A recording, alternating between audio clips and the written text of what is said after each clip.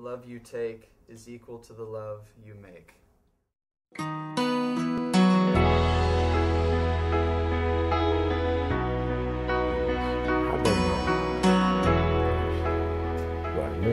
Well, that's, I guess. They know. They find out. But from all over the world, I was getting calls. Wow.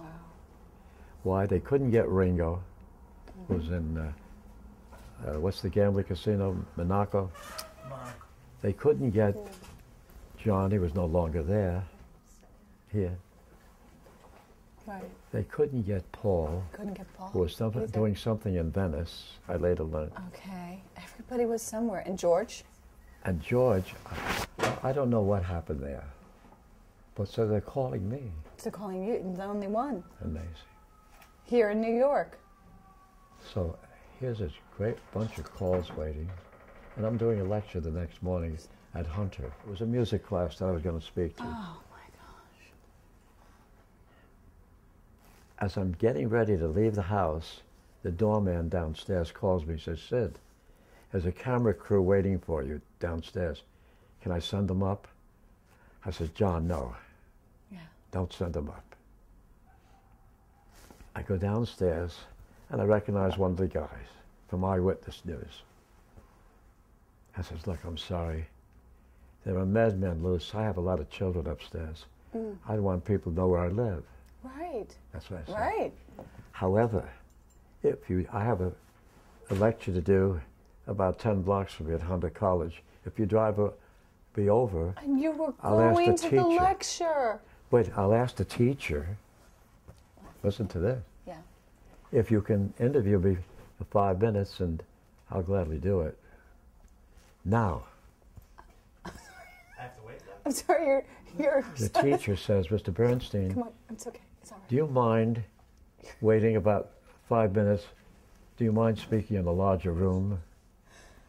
Yeah. Aww. Not at all.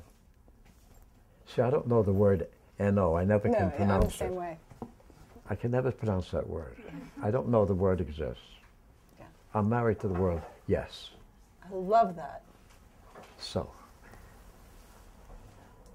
gives me about 5-10 minutes, puts my feet up on a chair. Relax, you look very tired. I said, I am.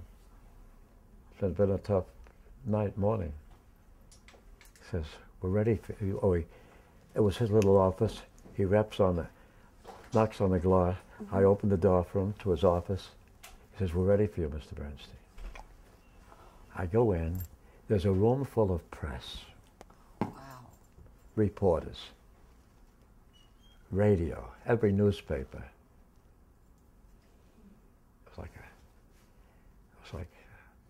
It was like being at the Oval Office. I couldn't believe it. What was going and through there's your one mind? old newspaper man with his hat tucked into his band. Like in the olden days. And my focus was on this old gentleman, reporter. Yeah. I don't know for who. And I asked the teacher, look, I'm very tired. Instead of this rostrum, could I sit down at your desk? Can you mic me from the desk? He said, sure. So he brings the mic, or the superintendent. Right. And I said, I came here for a purpose, to talk about music to students, but things have now happened. I says, I just don't know where to start. This guy with the oldest gentleman there brings out an old handkerchief and starts crying. I'm a softie. Now I can't speak. The tears, I'm following him, my tears. And the whole place is crying. The power of the Beatles. The power of John Lennon. That's just unbelievable. Yeah. And his so legacy. That's that story. That's a beautiful Now let's get to your story. Well, my story. Between the screams and gunfights, I hear a sound, I hear a word that feels right. It speaks of joy and of love as man's right. With this hate all around, it seems so out of sight. I'm crying for John Lennon,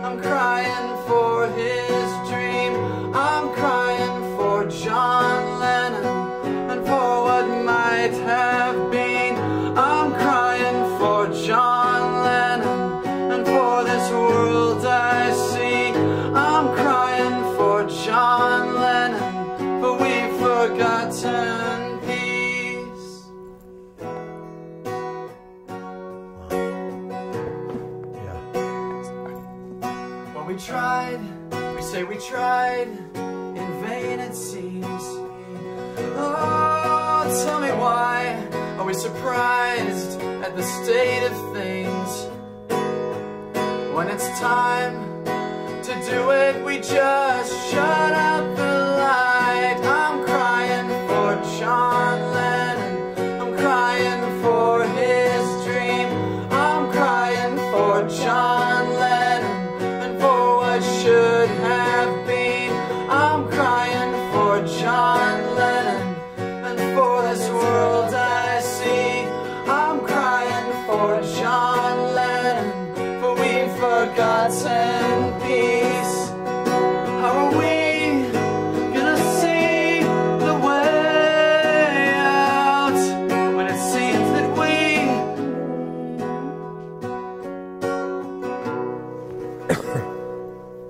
take a walk on this road with me now? All your things and your pride, set them down. Where we'll go, don't you know, it doesn't matter now. Now let's come together, come on, give peace a chance. I'm trying for John Lennon, I'm trying for his dream.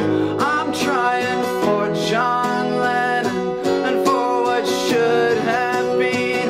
I'm trying for John Lennon and for this world I see. I'm trying for John Lennon to give this world some peace. Here's the chorus, everybody. Oh, we are Sid. One more time for Sid.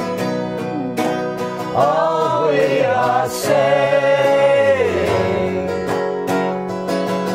is give peace a chance. Give peace a chance. Give peace a chance. Wow.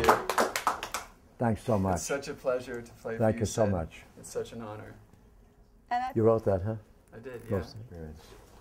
Today, I was thinking about other things. Music, always music, but other things. Yeah. Helping the boat people. Oh, And it's an open letter to John, Paul, Ringo, and George. They tell me in their dander there, who saved that ad.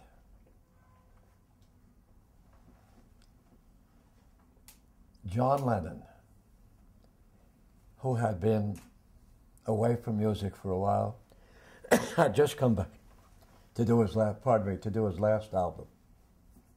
oh, He was okay. asked by a reporter, a famous magazine,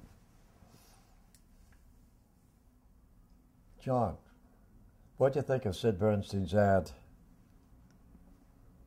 in the New York Times? What do you think of it, John? John said the following. That's Sid Bernstein singing, doing Al Jolson on bended knee and using his Jewish schmaltz on us. That's what he said in this magazine. I didn't talk to him for a month or two after that when I'd see him in the park. I was so upset about that. Oh. He says, the weight of the world should not be on our shoulders. Oh. Well, thank you, Sid. You know that, right? Thank you, I'll sweetie. love you forever. Thank you, sweetie. Really. Thanks again.